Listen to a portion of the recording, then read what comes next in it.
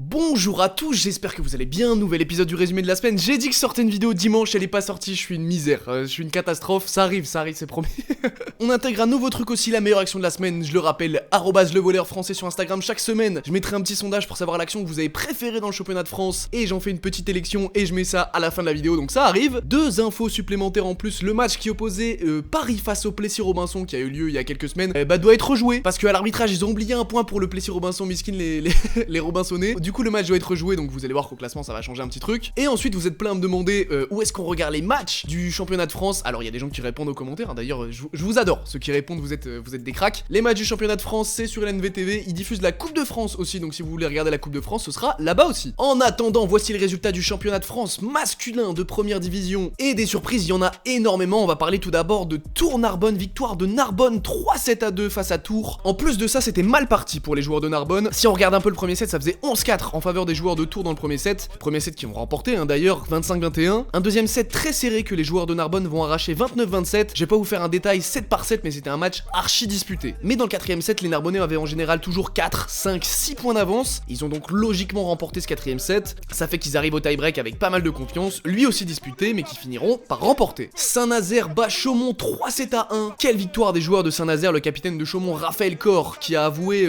pas reconnaître son équipe, qu'ils avaient lâché trop rapidement. Chaumont qui est un peu moins bien dernièrement, défaite contre Tours, Nice, Nantes et Toulouse. Beaucoup de fautes, côté Chaumont, quasiment 2 fois plus qu'à Saint-Nazaire. Le coach de Saint-Nazaire qui lui estime que le match a été remporté par la bonne efficacité offensive de ses joueurs. Saint-Nazaire a été trop fort et gagne le match 3-7-1. Par contre, un petit mot pour ceux qui pensent que sur internet peuvent dire tout et n'importe quoi, calmez-vous. Calmez-vous parce qu'un jour ça va venir toquer à votre porte et c'est tout ce que vous méritez et faudra pas chialer quand vous serez devant un tribunal. Tourcoing face à Cambrai, 3-0 pour Tourcoing, match que j'ai commenté avec mon ami, commentateur, collègue de travail finalement, Bastien Winkelmüller. Franchement on s'est régalé, je pense que le replay vaut le détour. Au niveau des commentaires on commence à être bien, vrai petit duo, on se fend la gueule si je peux me permettre. Un non-match dans les premiers sets, faut être honnête, puis une entrée de Baptiste Geller dans le troisième set qui change complètement l'équipe de Cambrai.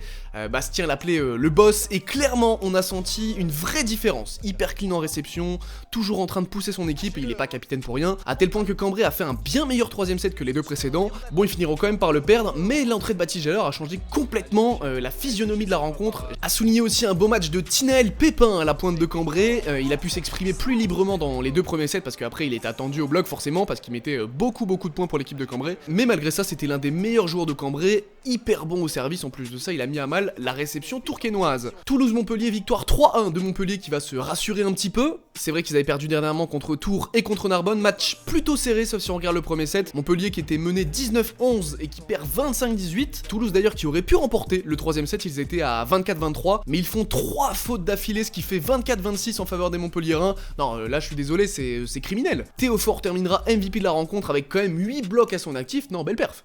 Défaite de 7, 3-1 face à Nantes, mais c'est pas réellement important pour 7, évidemment 7 cherche à accrocher un maximum de points pour aller grappiller des places au playoff, en tout cas aller chercher une place qualificative au playoff, et ça aurait été incroyable de gagner contre Nantes, il l'avait fait d'ailleurs au match aller, mais je pense que 7 va surtout se concentrer sur les rencontres entre guillemets plus abordables qui sont à venir. Par contre, victoire super importante pour les Parisiens, 3-2 face à Nice, les Parisiens qui essayent à tout prix de garder leur place qualificative au playoff. Grosse performance côté parisien d'Ibrahim Lawani et de Nicolas Mendes.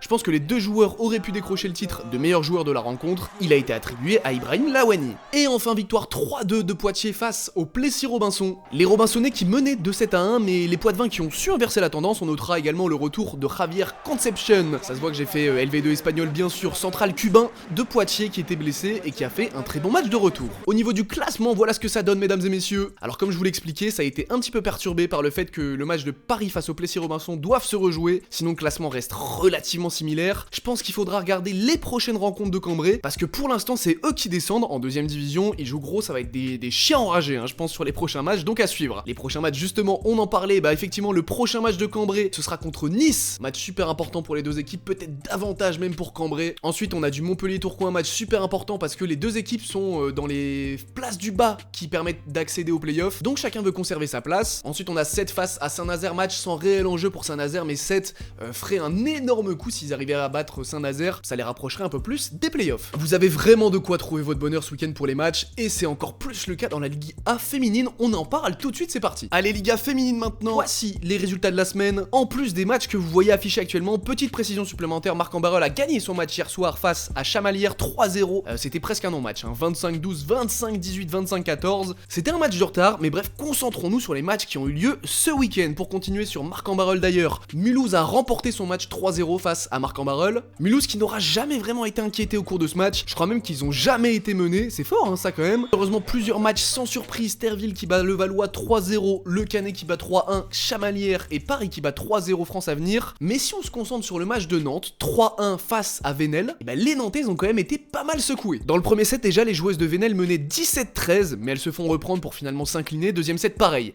elles sont en train de mener à la quasi fin du set, je crois que ça fait 18-16, et elles se font reprendre par les Nantaises. Dans le troisième set, c'est une catastrophe pour Nantes, ça fait genre 13 partout au début, donc c'est assez serré, et puis ça fait 23-13 en faveur de Venelle, donc elles avaient complètement lâché les Nantaises. Les joueuses de Venelle vont donc logiquement remporter le troisième set. Ça a dû les rebooster un peu les Nantaises, parce que dans le quatrième set ça a été la situation inverse. Elles s'imposent 25-16 et remportent le match 3-1. Ensuite Saint-Raphaël face à Cannes, victoire 3-0 pour Saint-Raph. Les joueuses de Saint-Raph qui étaient pleines de réussite, c'est pas moi qui le dis, c'est les joueuses elles-mêmes en interview post-match. Cannes n'est pas dans une forme olympique non plus en ce moment, faut être honnête, mais très beau match des joueuses de Saint-Raph. C'est leur passeuse qui a été élue MVP, mais leur pointu aurait je pense mérité le titre aussi. Enfin Béziers face à Vendeuvre-Nancy, 3-0 pour Béziers avec du coup une 6ème victoire d'affilée. Les joueuses de Béziers qui sont dans une lancée phénoménale là en ce moment. Au niveau du classement, voilà ce que ça donne, je vous l'affiche. Cannes continue de dégringoler petit à petit, ça serait vraiment dramatique pour le RC Cannes de pas aller au playoff. Peut-être qu'on couperait le salaire des joueuses, je sais qu'on aime bien parler de ça à Cannes. Nantes continue sa course seule en tête et Béziers fait une belle remontée. Pour les prochaines rencontres, les voici. Le RC Cannes doit jouer aujourd'hui, le jour de la sortie de la vidéo, contre le Pôle France, match qu'elle devrait normalement remporter. Ensuite il y a Saint-Raphaël Paris qui va être intéressant avec la récente perte de Saint-Raphaël, et en vrai je pense que c'est l'une des premières fois que toutes les rencontres me hype. Donc allez-y, faites votre choix,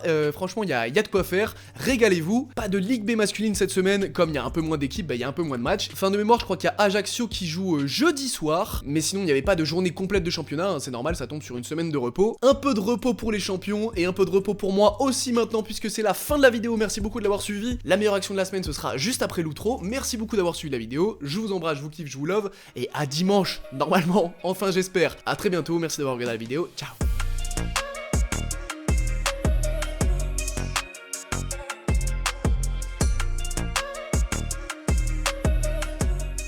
Et voici l'action de la semaine, Kyle Hensing qui se fait attraper au bloc, il se soutient tout seul, et Jean-Philippe Sol qui termine le point avec cette passe pas vraiment voulue de Kyle Hensing. Non, cette action elle m'a bien surprise quand je l'ai vue.